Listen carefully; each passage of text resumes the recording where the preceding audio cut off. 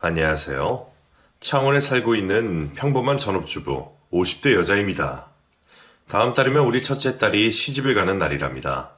고아원에서 우리 큰딸을 처음 봤던 날, 그리고 딸아이를 처음 우리 집으로 데리고 왔던 그날이 아직도 어제 일처럼 생생한데, 제품을 떠나 시집을 간다고 하니 마음이 싱숭생숭하면서 슬프기도 하고 마음이 많이 힘드네요. 고아원에서 딸을 데리고 오는 과정도, 딸아이를 데려와 키우는 과정도 결코 순탄치만은 않았습니다.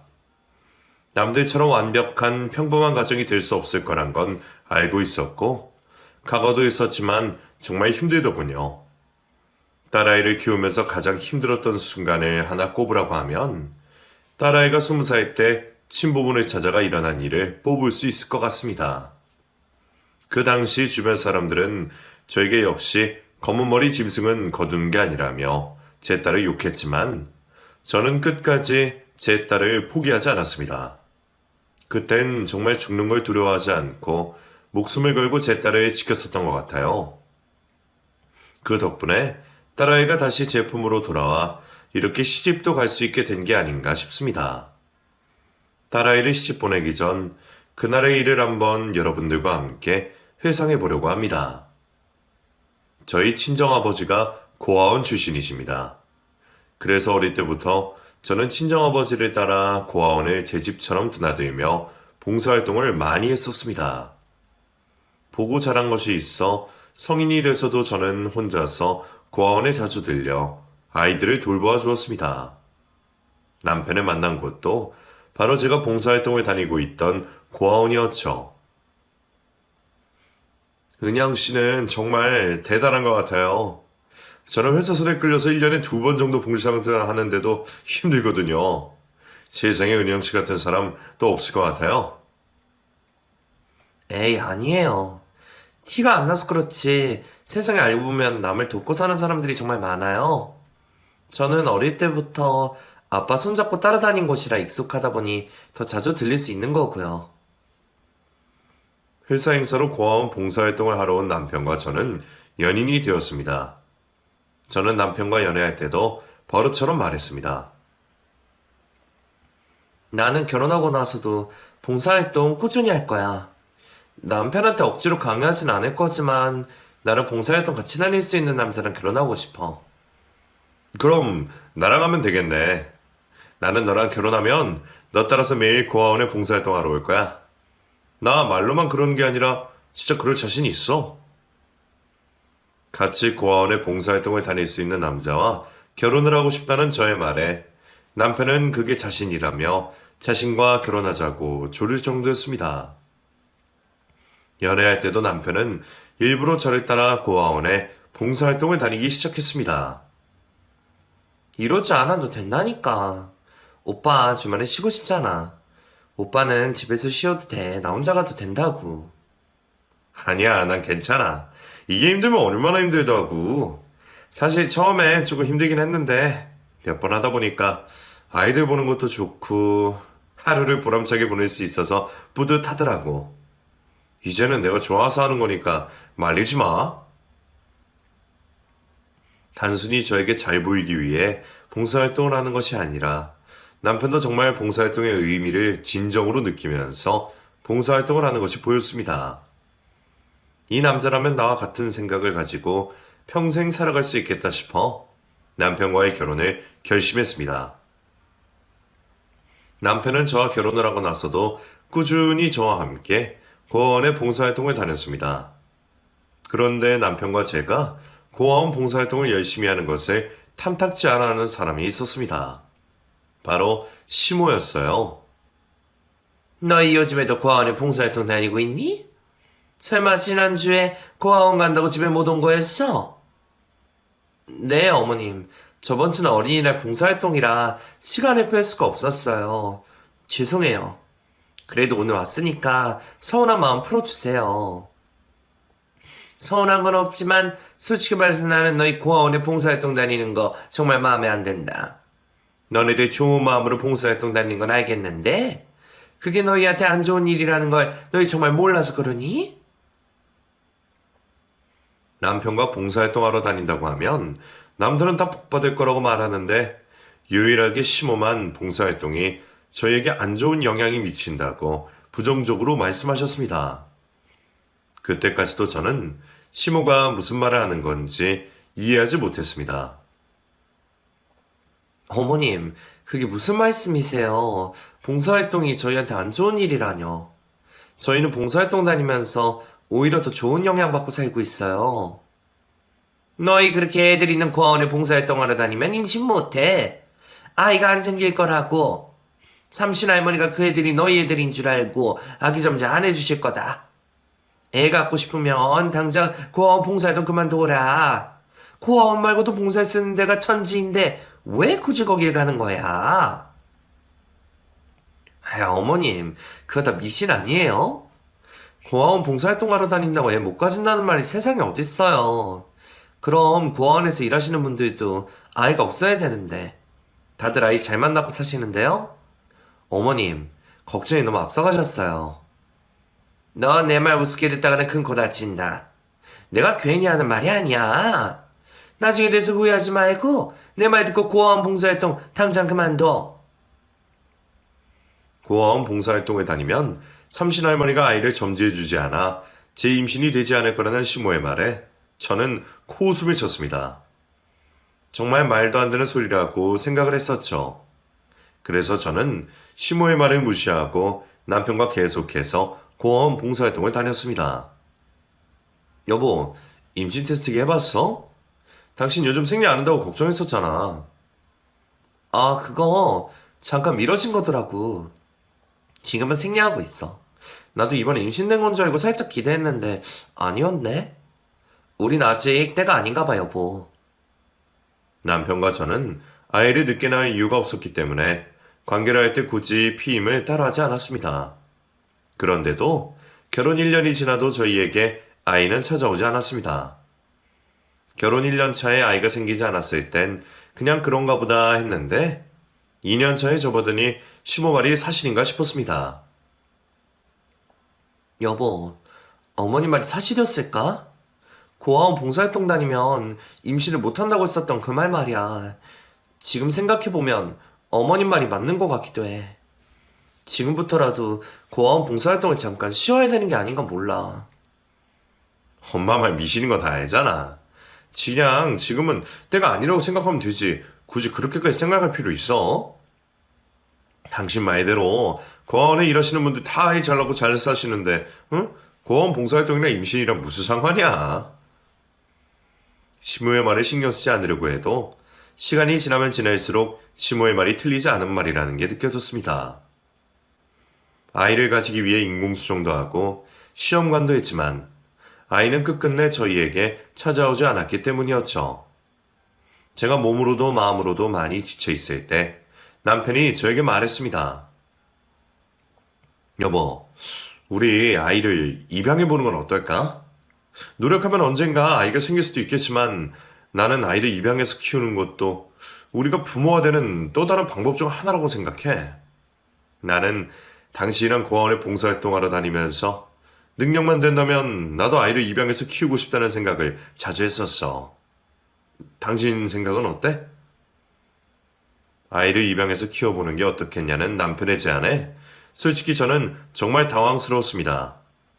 남편이 그런 생각을 가지고 있을 거라고 예상 못해서 당황스러운 것도 있었지만 저는 제 아이 없이 고아원에서 다른 아이를 입양할 생각이 없었습니다.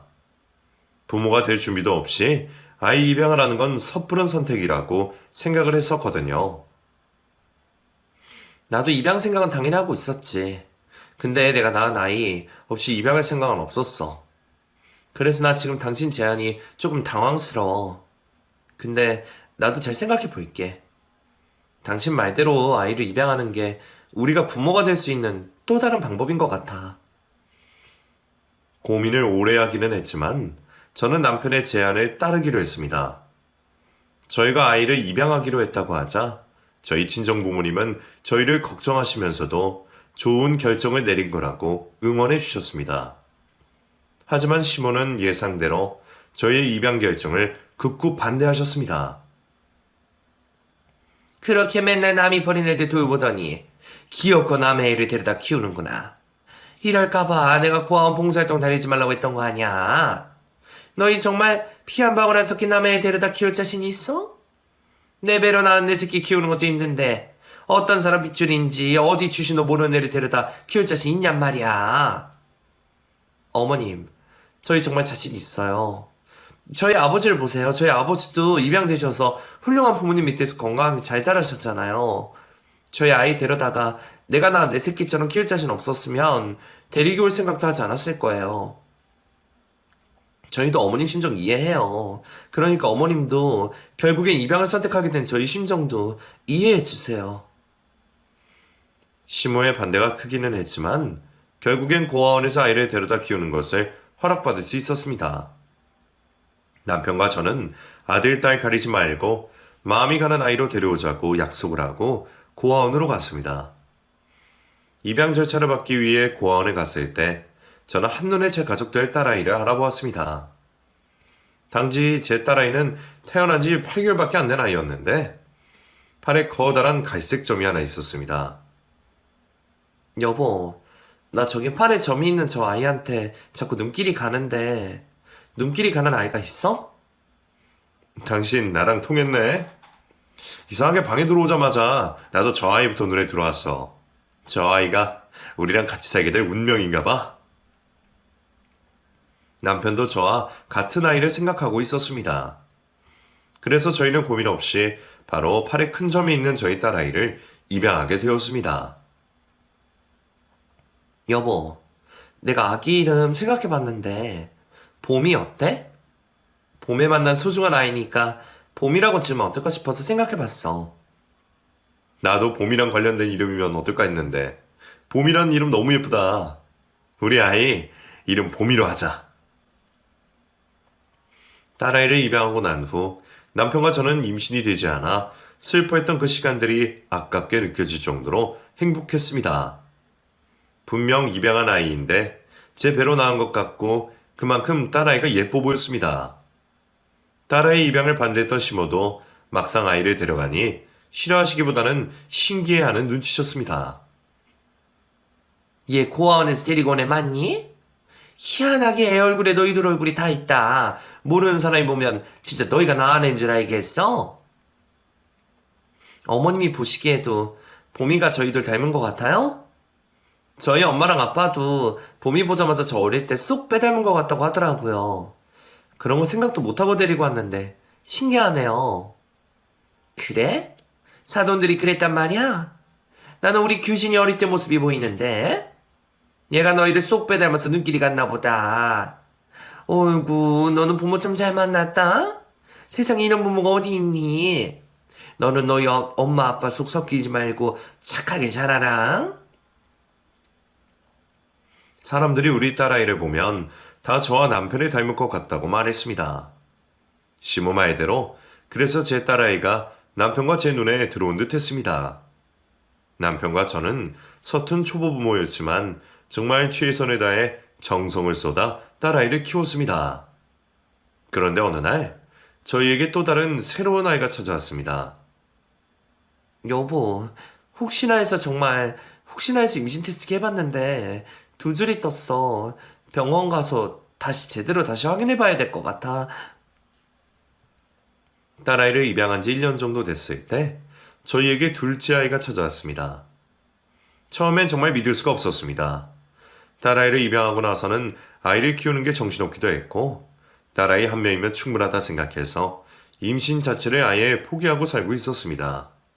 그래서 제가 임신을 했다는 사실 자체가 거짓말 같았습니다. 여보, 나는 이게 다 우리 봄이인 것 때문인 것 같아. 봄이가 복덩이라서 그래서 봄이 동생을 임신할 수 있었던 것 같아. 나도 그렇게 생각하고 있었어. 우리 봄이가 엄마랑 아빠한테 동생이라는 선물을 준 것 같아. 우리 봄이 정말 복덩이야, 복덩이. 남편과 저는 딸아이 덕분에 둘째 아이를 임신할 수 있었다고 생각했습니다. 그래서 저희에게 딸아이는 복덩이 같은 존재였어요. 저희 임신 소식을 시모에게도 전했습니다. 어머님, 저희 둘째가 졌어요. 임신 테스트기를 해봤는데 두 줄이 나와서 병원에 갔더니 지금 7주 차라고 하더라고요. 어머님 축하드려요. 내년에 둘째 손주 보실 수 있을 것 같아요. 아직 딸인지 아들인지 모르지? 그래, 너희 둘 다 몸에 문제가 없으면 이렇게 아이가 생겨야 되는 게 정상이지. 지금이라도 너희 아이가 생겨서 천만 다행이다. 봄이 아빠랑 저는 이게 다 봄이 덕분이라고 생각하고 있어요. 어머님도 그렇게 생각하지 않으세요? 봄이가 저희 집에 들어오고부터 봄이 아빠도 잘 되고 저도 잘 되고 아이도 생기고 봄이가 복덩이인 것 같아요, 어머님. 둘째 아이를 가진 것도 좋고 그게 다 제 딸아이 덕분인 것 같아 제가 신이 나서 시모에게 말을 했지만 시모는 찝찝한 표정을 지으셨습니다. 시모의 표정을 보니 시모의 입에서 좋은 말이 나오지 않을 것 같은 느낌이 들었습니다. 너희 봄이 데리고 온 지 지금 얼마나 됐지? 1년은 됐나? 네, 이제 1년 됐어요. 봄이 진짜 많이 컸죠, 어머님. 요즘엔 말도 많이 늘어서 얼마나 예쁜지 몰라요. 1년이면 그리 긴 시간도 아니고 정이 들어봐야 얼마나 들었겠니? 너희들 피 섞인 진짜 애 생겼으니 그 애는 그냥 파양해보는 게 어떻겠니? 내 자식 태어나면 또 마음이 달라지잖아? 딸아이를 파양하라는 시모의 말을 듣자마자 그 자리를 박차고 일어나고 싶었지만 너무 충격받고 어이가 없어서 몸이 움직이지 않았습니다. 그리고 제 입에서는 어떤 소리도 나오지 않았죠. 어떻게 사람이 저런 말을 할 수 있나 싶었습니다. 입양되고 파양당한 애도 많다면서 다 그럴 만한 이유가 있으니 그렇게 되는 거 아니겠니? 너희들 애 둘이나 키울 자신이 있어? 애 둘 키우는 거 장난 아니게 힘드니까 지금이라도 봄이를 파양해. 봄이 파양하고 너희 애들이나 더 신경 써서 잘 키워. 어머님, 어떻게 그렇게 말씀하실 수 있으세요? 봄이 저희 딸이에요. 파양하기는 뭘 파양해요? 제 아이 생겼다고 파양할 거면 입양하지 않았을 거예요. 그래, 마음이 아프겠지. 정이 어느 정도 들었으니 파양하는 게 쉽진 않겠지. 그래도 네 새끼한테 줄 수 있는 사랑을 남의 새끼한테 나눠주는 게 말이 되니? 나는 너네가 내 친손주가 아니라 봄이한테 사랑을 나눠주는 거 보기도 싫고 아깝다고 생각한다. 사랑도 사랑이지만 애 키우는데 돈이 한두 푼 드니? 제 눈에 시모는 악마처럼 보였습니다. 그날 시모에게 정이 떨어져 버린 저는 둘째 아이를 낳을 때까지 시모를 찾지 않았습니다. 제 딸아이를 미워하는 시모를 보고 싶지 않았습니다. 그리고 그게 제 딸아이를 지킬 수 있는 방법이라고 생각했어요. 여보, 나는 절대 우리 봄이 파양 안 할 거야. 그리고 봄이를 내 새끼보다 더 사랑하고 키울 거야. 당신도 봄이 아빠니까 그렇게 해야 돼. 봄이 우리 집에 온 순간부터는 우리 자식이야. 내 배로 낳은 자식이나 다를 거 하나 없는 자식이라고. 엄마가 심하게 말했던 건 내가 대신 사과할게. 나도 당신이랑 같은 마음이야. 그러니까 당신은 엄마 말 너무 마음에 담아두지 말고 우리 봄이랑 둘째 아기 잘 키워보자. 나도 차별 없이 두 아이 모두 골고루 사랑해주며 키울게. 남편이 저와 같은 생각을 하는 사람이라 다행이었습니다. 남편과 저는 다짐대로 딸아이를 제 배로 낳은 아이보다 더 사랑으로 키웠습니다. 그렇게 오랜 시간이 흘러 제 딸아이가 사춘기가 온 나이가 되던 때였습니다. 여보, 봄이 오늘 왜 저래? 나 퇴근하면 달려나와서 인사하던 애가 얼굴도 내비치지도 않고 방에도 못 들어오게 하고. 어디 아파? 아니면 학교에서 무슨 일 있었어? 학교에서 애들이 봄이 입양된 거 가지고 또 뭐라고 했나 봐. 봄이 지금 사춘기라 더 예민한 시기잖아. 그래서 초등학교 다닐 때보다 더 힘들어하는 것 같아. 일단 지금은 내버려 두고 나중에 봄이 괜찮아지면 우리 같이 이야기해보자, 여보. 봄이 힘들어하는 날이 점점 많아져서 큰일이네. 그래도 이 시기만 잘 넘기면 우리 봄이 더 단단해지고 괜찮아질 거야.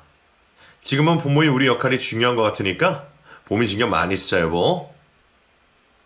딸아이가 초등학교에 들어갈 때 저희는 딸아이에게 자신이 입양된 딸이라는 것을 알려주었습니다. 딸아이를 입양할 때부터 남편과 저는 딸아이에게 입양을 숨길 생각이 없었거든요. 저희의 사랑을 듬뿍 받고 자라서 그런지 딸아이는 자신이 입양이 되었다고 해도 아무렇지 않아 했습니다. 그랬던 아이였는데 사춘기 때는 다른 듯 했습니다. 그 시기 땐 힘들어하는 딸아이 때문에 남편과 저도 정말 힘들었습니다. 그런데 엎친 데 덮친 격이라고 고아원에서 연락이 왔습니다. 봄이 어머니 잘 지내고 계시죠? 봄이는 잘 지내고 있나요? 원장님, 우리 봄이 잘 지내고 있어요. 요즘 사춘기라 그런지 좀 예민한 시기기는 해요. 그나저나 원장님 무슨 일로 전화 주셨어요? 봉사자 필요하세요? 그게 아니라요. 봄이 친부모님들이 고아원으로 찾아오셨어요. 봄이 보고 싶으시다고 봄이 볼 수 있게 해달라고 하더라고요. 딸아이를 데려와 10년 넘게 키우면서 저는 딸아이의 친부모에 대해 들은 것이 하나도 없었습니다. 그리고 그동안 단 한 번도 친부모들이 딸아이를 찾지 않았었죠.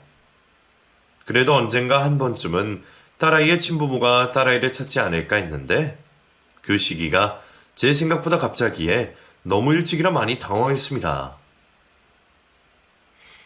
봄의 친부모님들이 왜 갑자기 봄을 찾으신대요? 그동안 한 번도 찾지 않으시다가 왜 갑자기 봄을 찾아오신 거래요? 봄이가 어떻게 지내고 있는지 궁금하신가 봐요. 일단 봄이 어머니 의견 여쭙고 싶어가지고 연락드렸어요. 저 혼자 정할 일이 아니라 봄이 아빠랑 이야기해 볼게요. 그리고 봄이 의견도 한번 들어봐야 될 것 같아요. 다시 연락드릴게요. 그날 밤 저는 남편에게 고아원에서 연락이 왔다고 말했습니다. 남편은 그 이야기를 듣자마자 딸아이에게 의견을 물어보자고 했습니다. 봄이한테 물어봐야 되지 않을까? 봄이도 친부모님들이 보고 싶고 궁금할 수도 있잖아. 그건 그렇긴 한데 나는 왜 이렇게 마음이 불안한지 모르겠어. 솔직한 심정으로는 봄이한테 말하고 싶지 않아. 저는 딸아이한테 친부모에게 연락이 왔다는 사실을 숨기고 싶었지만 남편은 딸아이에게 반드시 말을 해야 된다고 해서 어쩔 수 없이 딸아이에게 이 사실을 말했습니다. 봄이야, 봄이 친부모님들이 봄이 보고 싶다고 연락이 왔어. 봄이한테 이 사실을 말해줘야 될 것 같아서 말하는 거야. 봄이 너도 친부모님들이 보고 싶고 궁금하면 언제든지 볼 수 있으니까 엄마한테 말해. 나한테 다른 친부모 같은 게 어디 있어. 나한테 친부모는 엄마랑 아빠 둘 뿐이야. 그리고 그 사람들은 나 버릴 땐 언제고 왜 이제 와서 내가 보고 싶다고 그런데? 친부모님들도 그런 선택을 할 수밖에 없었던 이유가 있지 않았을까? 엄마랑 아빠는 무조건 봄의 의견에 따를 거니까 안 보고 싶으면 안 봐도 돼. 안 봐. 평생 안 볼 거야. 죽을 때까지 안 볼 거라고. 나 버리고 간 사람들 나도 보고 싶지 않아. 다시는 나한테 연락하지 말라고 해. 나는 평생 엄마랑 아빠랑 살 거라고. 그렇지 않아도 심적으로 힘들어했던 딸아이는 친부모들에게 연락이 왔다는 소식을 듣고 더 힘들어했습니다. 그래서 저는 딸아이의 친부모에게 딸아이를 만날 수 없다고 전달했습니다. 그러자 고아원 측에서는 친부모들이 딸아이에게 쓴 편지를 전해주었습니다. 봄이 친부모님들이 봄이한테 꼭 전달을 해달라고 신신당부하셔서요. 봄이 어머니가 이거 꼭 봄이한테 전달해 주세요. 친부모님들 마음을 제가 모르는 건 아니지만 이 정도면 그분들이 우리 봄이 괴롭히는 게 아닌가 모르겠네요. 전달을 해드리겠지만 답장을 드릴 수 있다고 확신은 못 해드리겠어요. 딸아이에게 친부모들의 편지를 전달하고 싶지 않았지만 그렇다고 제가 몰래 숨길 수도 있는 것도 아니었기에 편지를 딸아이에게 전달했습니다. 딸아이는 그 편지를 받아들자마자 저와 남편이 보는 앞에서 갈기갈기 찢어버렸습니다. 엄마, 나 이런 거 필요 없다고 했잖아. 나한테 이런 거 가져다 주지 말란 말이야. 난 그냥 엄마랑 아빠랑 보건이랑 넷이서 행복하게 잘 살고 싶어. 제발 나 좀 괴롭히지 말고 가만히 놔두라고 해. 그 이후로 저는 딸아이 앞에서 친부모 이야기를 꺼내지 않았습니다. 그리고 다행히 딸아이는 고등학교에 입학하고부터 정신적으로 안정을 찾기 시작했습니다. 그런데 더 큰 문제가 생겼습니다. 봄이 어머니, 지금 병원으로 와주셔야겠어요. 봄이가 갑자기 쓰러져서 응급실로 옮겨졌어요. 고등학교에 들어간 딸아이가 갑자기 쓰러졌다는 소식을 듣고 달려가 보니 딸아이가 저혈압이라는 이야기를 들었습니다. 그 이후로도 딸아이는 고등학교 다니는 내내 저혈압으로 여러 번 쓰러졌습니다. 그래서 저는 다니던 일도 그만두고 딸아이 뒷공무니만 따라다니며 딸아이를 돌보았습니다. 딸아이 입시 때도 아픈 딸아이가 쓰러지지 않고 공부에만 집중할 수 있도록 딸아이보다 더 못 자고 못 먹으며 딸아이를 돌보았습니다. 엄마, 나 좋은 대학교에 합격할 수 있었던 거 다 엄마 덕분이야. 나 대학교 졸업하고 좋은 회사 들어가서 돈 많이 벌면 엄마한테 꼭 효도할게. 엄마 그동안 나 때문에 고생 많았어. 그리고 정말 고마워. 감사하게도 딸아이는 아픈 와중에도 공부를 열심히 해주어 좋은 대학교에 들어갈 수 있었습니다. 앞으로 우리 딸 승승장구할 일만 남았구나. 큰딸을 잘 키워냈으니 누나 때문에 뒷전이었던 우리 둘째 아들 잘 돌봐야겠다 했는데 이놈의 문제가 또 생겼습니다. 몇 년 동안 연락이 없던 딸아이의 친부모가 다시 연락이 온 것이었죠. 봄이 어머니, 정말 죄송해요. 이런 연락 불편할 수 있지만 봄이 친부모님들이 또 저를 찾아오셨어요. 이번엔 봄이 꼭 봐야 된다고 그럴 이유가 있다고 사정사정을 하셔서 저도 어쩔 수 없이 연락드려요. 봄이한테 친부모님들이 간절히 찾고 있다고 좀 말씀해 주세요. 네, 일단 봄이한테 물어는 볼게요. 그런데요, 원장님, 친부모님들이 왜 이번엔 봄이를 꼭 봐야 된다고 그러는 건가요? 저도 그 이유를 알아야 될 것 같아서요. 그거는 지금 말씀드리기가 어려워요. 나중에 봄이가 친부모님들 뵙겠다고 하면 자연스럽게 하시게 될 거니까 일단 봄이한테 꼭 전달해 주세요. 더 늦기 전에 친부모님 보는 게 좋을 거라고 이 말도 꼭 전해 주세요. 딸아이의 친부모들이 또다시 딸아이를 찾아온 것이 불편하고 불안했습니다. 몇 년 전 처음 딸아이를 찾아왔을 땐 딸아이를 친부모들에게 뺏길까 불안했는데 이번엔 뭔가 큰일이 생길 것 같은 불안감이 들었습니다. 엄마의 직감이랄까요? 하지만 딸아이에게 친부모가 다시 찾는다는 사실을 숨길 수 없어 이번에도 딸아이에게 말했습니다. 봄이야, 친부모님들이 또다시 너를 찾고 계신다고 하더라. 이번에 꼭 너를 보고 싶다고 하셨다던데 네 생각은 어떠니? 지금은 친부모님들 볼 마음이 있어? 엄마, 나 그 사람들 보고 싶지 않다고 했었잖아. 그리고 왜 또 갑자기 나타나서 나를 꼭 봐야 된다고 그러고 있대? 그 사람들 뭐 나한테 부탁할 거라도 있나 보지? 자기 힘들 땐 버리고 가더니 자기들 필요할 땐 다시 찾고. 사람들이 도대체 왜 그래? 딸아이가 20살이 되었기 때문에 친부모들이 처음 찾아온 그때보다는 마음이 나아져서 친부모들을 만나보고 싶어하고 궁금해할 줄 알았습니다. 하지만 딸은 몇 년 전과 전혀 다를 것 없이 친부모들을 혐오하고 싫어했습니다. 딸아이가 이 정도로 친부모들을 싫어하니 앞으로도 궁금해하지 않을 것 같아 고아원에 저의 의사를 확실하게 전달했습니다. 원장님, 봄이는 친부모님들을 보고 싶지 않아 하고 궁금해하지도 않아요. 앞으로도 봄이는 친부모님들을 찾지 않을 것 같으니까 봄이 친부모님들이 봄이를 찾아도 저희한테 연락 주지 마시고 원장님이 알아서 거절해 주세요. 부탁드릴게요. 봄이가 그렇다고 하니까 어쩔 수 없네요. 그래도 언제든지 저한테 연락 주시면 봄이 친부모님들 만날 수 있다고 전해주세요. 아니요, 그 말 전하지 않을 거예요. 봄이가 보고 싶으면 먼저 보고 싶다고 하겠죠. 우리 봄이 그만 괴롭혀주세요. 기분 나쁜 티도 내고 단호하게 말을 했으니 친부모에 대한 문제는 이제 끝이 났을 거라고 생각했습니다. 그런데 얼마 지나지 않아 딸아이가 먼저 친부모에 대해 이야기를 꺼냈습니다. 엄마, 아빠, 나 엄마랑 아빠한테 할 말 있어. 얼마 전에 친부모님들이 나 찾는다고 했었잖아. 왜 봄이야? 갑자기 친부모님들이 궁금해졌어? 원장님한테 말씀드려서 친부모님들 만나뵐 수 있게 해달라고 할까?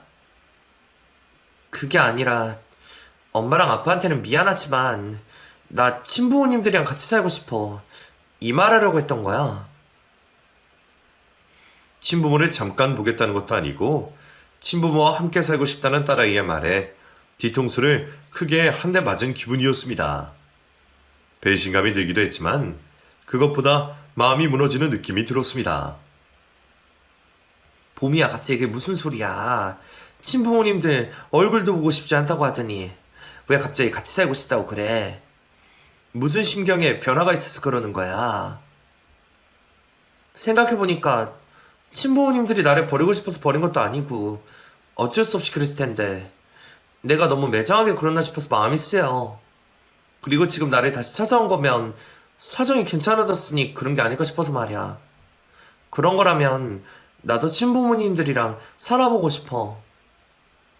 저는 친부모에게 가겠다는 딸아이에게 절대 안 된다고 말했습니다. 딸아이가 원하는 대로 그렇게 보내줘 버리면 평생 우리 딸아이를 볼 수 없을지도 모르겠다는 생각이 들었거든요. 엄마는 너 절대 거기 못 보내. 친부모님을 만나 뵙고 교류하면서 지내는 건 좋은데 완전히 거기 가는 건 절대 반대야. 너는 내 딸이야. 너는 내가 낳은 내 딸이라고.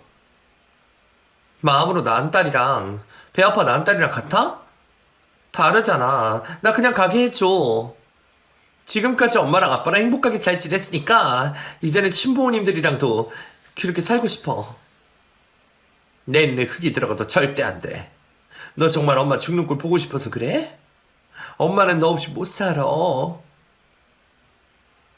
딸아이는 저의 반대에도 무릅쓰고 짐을 싸서 친부모들에게로 떠나갔습니다. 그땐 정말 딸에게 너무 서운해서 딸이 저를 버렸다고 생각했습니다. 심호도 친부모로 가버린 딸의 욕을 심하게 했었습니다. 그년이 기껏 거둬 키워놨더니 지 애미를 버리고 가버려? 지 엄마 지를 어떻게 키웠는데 지가 어떻게 그럴 수 있어? 겉머리 짐승은 거둬 키우는 게 아니라고 했지만 그래도 내 아들이 키운 그녀는 안 그럴 줄 알았는데 이 그녀도 어쩔 수 없는 짐승이었구나. 저를 버리고 간 딸아이가 믿기는 했지만 저는 그래도 딸아이를 포기하지 않았습니다. 딸아이가 다시 집으로 돌아올 수 있게 계속해서 연락을 했었지만 딸아이는 끝끝내 돌아오지 않았고 제 연락도 받지 않았습니다. 그렇게 한 달이란 시간이 흘렀을 때였습니다. 제가 마트에서 캐셔로 일을 하고 있는데 딸로 보이는 어떤 젊은 여자와 부모로 보이는 부부가 왔었습니다. 딸로 보이는 젊은 여자가 모자를 푹 눌러 쓰고 마스크까지 쓰고 있어서 누군지 못 알아봤는데 그 젊은 여자가 계산을 끝내고 갈 때 저에게 쪽지 한 장을 건넸습니다. 마치 같이 온 부모들을 보지 못하게 건네는 것 같은 느낌이 들어 저는 그 쪽지를 조심스럽게 열어보았습니다. 엄마, 나 여기 좀 꺼내주세요. 라는 내용과 함께 처음 보는 집 주소가 적혀 있었습니다. 글씨가 누가 봐도 제 딸의 글씨체였어요. 쪽지를 확인한 저는 바로 딸아이를 뒤쫓아갔지만 딸아이의 모습은 그 어디에도 보이지 않았습니다. 근무를 하던 중이었지만 저는 바로 제 옷으로 갈아입은 후 주소가 적힌 동네로 달려갔습니다. 죄송한데요. 제가 지금 이 주소에 적힌 집을 찾고 있는데 어디쯤인지 알 수 있을까요? 이 근처인 것 같은데 건물이 안 보여서요. 이 건물 뒤에 있는 집인 것 같은데 여기 지하로 가시려고요? 무슨 일로 이 집에 가시는 거예요? 찾고 있는 사람이 있어서요. 혹시 이 집에 누가 사시는지 아세요? 지나가는 동네 사람에게 집 주소가 적힌 곳이 어디냐 물었는데 동네 사람은 난색을 표했습니다. 아유, 거기 범죄자 부부 사는 곳이잖아요. 그 사람들 때문에 그 건물 사던 사람들 다 도망가서 집주인 난리도 아니었어요. 웬만하면 거기 가지 마세요. 아저씨도 아줌마도 엄청 험악하게 생기고 어휴, 위험한 사람들이에요. 범죄자 부부가 살고 있다는 말에 저는 바로 그 건물로 달려갔습니다. 지하로 내려가 문을 두드렸는데 집안에서는 험악하게 생긴 남자 한 명이 나왔습니다. 아까 마트에서 봤던 사람이 분명했습니다. 누구시오? 누군데 남의 집문을 그렇게 사정없이 두드리는 겁니까? 우리 봄이 데리러 왔어요. 우리 봄이 안에 있죠? 당장 우리 봄이 불러주세요. 봄이요?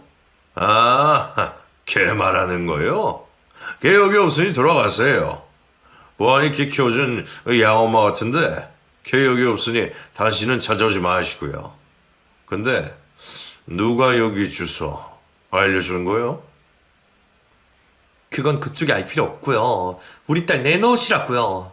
안에 우리 봄이 있는 거 다 알아요. 비키세요. 제가 어떻게든 딸아이의 친부를 밀고 집 안으로 들어가려고 했지만 친부가 저를 세게 밀어버리는 바람에 저는 힘없이 바닥으로 내동댕이 젖고 말았습니다. 비인간이 사람 말을 개통으로 알아먹어. 좋은 말로 할 때 꺼지라고. 여기가 감히 어디라고 찾아와. 그리고 걔 내 딸이야. 당신 딸 아니라고. 꺼져. 엄마, 엄마, 나 안에 있어. 엄마, 나 좀 살려줘. 엄마. 그 순간 집안에서 딸아이의 울부짖음이 들렸습니다. 딸아이의 목소리를 듣자마자 어디서 힘이 나온 건지 저는 문 앞에 버티고 서 있는 딸아이의 친부를 밀고 집 안으로 들어갔습니다. 집 안으로 들어가니 제 딸아이가 거짓골로 구석에 앉아 있었습니다. 그리고 그 앞에는 딸을 감시하고 있는 딸아이의 친모가 있었습니다. 봄이야, 이게 도대체 다 무슨 일이야. 이리 와. 엄마랑 얼른 집으로 돌아가자. 저기요. 남의 집에 쳐들어서 이게 다 무슨 짓이에요? 경찰에 신고하기 전에 돌아가세요. 그리고 얘, 내가 낳은 내 딸이에요. 어디 감히 남의 딸을 데려가려고 해? 낳기만 하면 다 부모인 줄 알아요? 봄이야, 일단 엄마 폰으로 경찰부터 불러. 그리고 당신들, 내 딸한테 도대체 무슨 짓을 하고 있었던 거야? 내 딸 꼴이 이게 도대체 뭐냐고? 저는 딸아이에게 경찰을 부르라고 한 뒤 딸아이를 제 뒤로 숨겼습니다. 그러자 딸아이의 친부와 친모가 무섭게 제 곁으로 다가왔습니다. 이 여편네가 한 대 맞아야 정신을 차리나. 내가 나가라고 했지. 좋은 말로 할 때 안 나간 네 잘못이라고 해라. 딸아이의 친부는 손을 높이 들어 올렸습니다. 그렇게 딸아이와 저 그리고 딸아이의 친부모들이 하나로 엉켜 몸싸움이 일어났고 저는 그만 정신을 잃고 말았습니다. 눈을 떴을 때 저는 응급실에 누워 있었고 다행히 제 옆에는 남편과 딸아이가 앉아 있었습니다. 봄이야, 봄이 괜찮아? 다친 데 없어? 도대체 거기서 무슨 일을 겪고 있었던 거야? 엄마, 나는 괜찮아. 근데 엄마가 머리를 맞아서 거기서 쓰러졌어. 다 나 때문이야. 엄마 정말 미안해. 엄마 말 듣고 거기로 가면 안 됐었는데 나는 엄마랑 아빠 지키고 싶어서 그랬던 거야. 정말 미안해. 딸아이 입에서 전혀 상상도 못한 이야기가 흘러나왔습니다. 고원 원장님이 내 연락처를 친부모님들한테 알려줘서 친부모님들이 나한테 개인적으로 연락을 했었어. 친아버지가 간이식을 받아야 되는데 내가 해주면 좋겠다고 연락을 했던 거야. 내가 싫다고 했더니 그렇게 해주지 않으면 엄마랑 아빠랑 보근이 가만히 안 두겠다고 협박을 해서 나는 그게 무서워서 친부모님들한테 갔었던 거야. 근데 너 엄마 일하는데 그 사람들이 어떻게 온 거야? 그 집에 갇혀 있었던 거 아니야? 거리도 멀던데 거기 도대체 어떻게 온 거냐고. 내가 좋은 데 가서 맛있는 거 사드릴 테니까 바람 쐬러 가자고 꼬셨어. 그리고 지나가는 길에 마트에 가서 장 좀 보자고 해서 갔던 거야. 그날 엄마 없을까봐 걱정했는데 엄마가 있어서 다행이었어. 모든 사실을 알게 된 저는 딸아이의 친부모들을 경찰에 신고했습니다. 폭행죄뿐만 아니라 협박죄까지 포함해 적용시킬 수 있는 죄는 다 적용을 시켜 신고를 해버렸죠. 그리고 고아원 원장에게도 찾아가 모든 걸 엎어버렸습니다. 봄이 어머님 정말 죄송해요. 봄이 친아버지가 죽물병에 걸렸다고 죽기 전에 봄이 얼굴 꼭 보고 싶다고 사정을 하셔서 저는 그게 너무 안타까워서 알려준 거였어요. 그분들이 그러실 거라고는 정말 상상도 못했습니다. 제가 정말 죽을 죄를 졌습니다. 원장님, 봄이 친부모들 둘 다 전과자라는 거 알고 계셨죠? 알면서도 저한테 말하지 않으셨던 거 아닌가요? 지금이라도 솔직하게 말하세요. 그 두 사람 정체가 뭡니까? 봄이 어머님이 알고 계시는 대로 두 분 다 전과자예요. 도둑질도 하고 사람도 때리고 사기도 쳐서 교도소에 몇 번이나 갔다고 하더라고요. 그리고 봄이도 교도소에서 태어난 아이예요. 그 사실을 봄이 어머님이 아시면 봄이를 입양하지 않으실까봐, 입양하더라도 금방 파양하실까봐 숨긴 거예요. 다 봄이를 위한 일이었는데 정말 죄송합니다, 어머니. 딸아이의 출생에 대해 알게 된 것보다 친부모들의 정체에 대해 알게 된 것이 더 충격이었습니다. 친부모들이 전과자인 걸 알았다면 저는 어떻게 해서라도 제 딸아이를 지켜 그곳으로 보내지 않았을 겁니다. 제가 제 딸아이를 지켜내지 못한 것 같아 마음이 너무 힘들었습니다. 결국 딸아이에게 협박을 하고 딸아이를 집에 가둬두고 또 딸아이에게 간이식을 요구한 친부모들은 다시 교도소에 들어가게 되었습니다. 그리고 딸아이의 친부는 교도소에 들어간 지 얼마 지나지 않아 사망했다고 했습니다. 병세가 악화되어 사망을 한 것이었죠. 여보, 봄이한테는 이 사실 알리지 말자. 봄이가 알면 신경만 쓰지 좋을 거 하나도 없을 것 같아. 우리 앞으로 봄이 앞에서 절대 친부모 이야기 꺼내지 말도록 하자. 저희는 그날 이후로 딸아이 앞에서 친부모 이야기를 꺼내지 않았습니다. 딸아이도 저희 앞에서 친부모 이야기를 꺼내지 않았죠. 그때의 상처가 금방 아물지는 않았지만 시간이 약이라고 어느 순간부터는 딸아이도 저도 괜찮아진 것 같았습니다. 그리고 저희 가족들은 금방 다시 일상을 되찾을 수 있었습니다. 딸아이는 예전에 밝았던 소녀로 돌아가 대학교도 잘 다니고 무사히 졸업도 잘 해 좋은 회사에 취직도 했습니다. 그리고 좋은 남자를 만나 곧 결혼을 앞두고 있죠. 저는 딸아이에게 참 고맙습니다. 서툰 부모에게와 건강하게 잘 자라준 것이 얼마나 고마운지 모릅니다. 저는 딸아이를 처음 만났을 때부터 지금까지 그래왔던 것처럼 남은 제 생도 제 딸아이와 제 아들의 행복과 평안을 기도하며 살 것 같습니다. 부모의 삶은 자식의 것이지 제 것이 아닌 것 같습니다. 제 삶이 제 것이 아니라고 해도 저는 제 아이들이 행복할 수만 있다면 그것도 좋습니다. 제가 유별난 엄마인가요? 다들 이렇게 살고 계시는 거겠죠? 그럼 저는 여기서 제 이야기를 마무리하겠습니다. 감사합니다.